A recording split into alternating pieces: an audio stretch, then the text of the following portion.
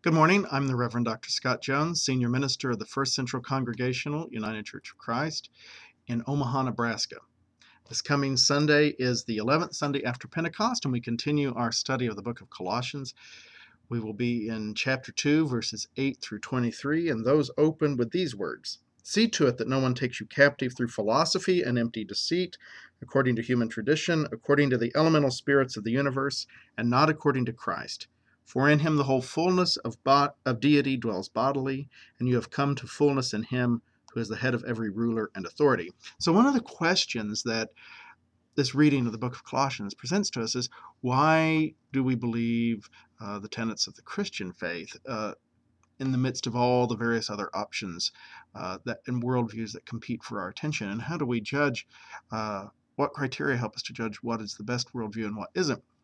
And part of what's also relevant in the book of Colossians is that there's a real scholarly debate as to who wrote Colossians.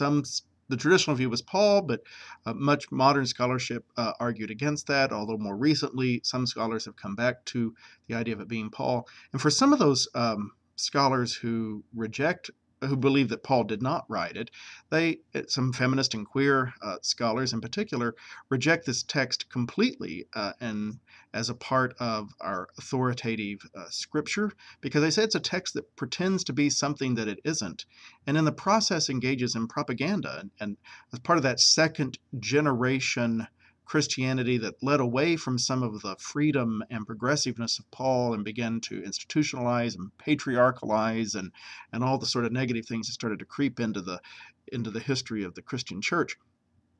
And I may not go into all that on Sunday mornings, but it is relevant for this text because it raises these questions: is what is truth, and what is the source of our authority, and how do we live faithfully as Christians? Because we in the United Church of Christ believe in living faithful and confident and free, and a lot of emphasis upon our freedom.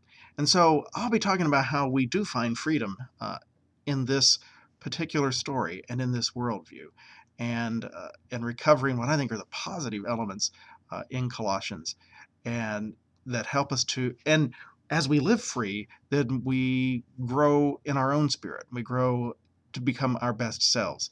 And so all of that jumble of ideas is in my head this week as I'm thinking about what my sermon will end up being. So share your own thoughts and ideas. I look forward to seeing you on Sunday.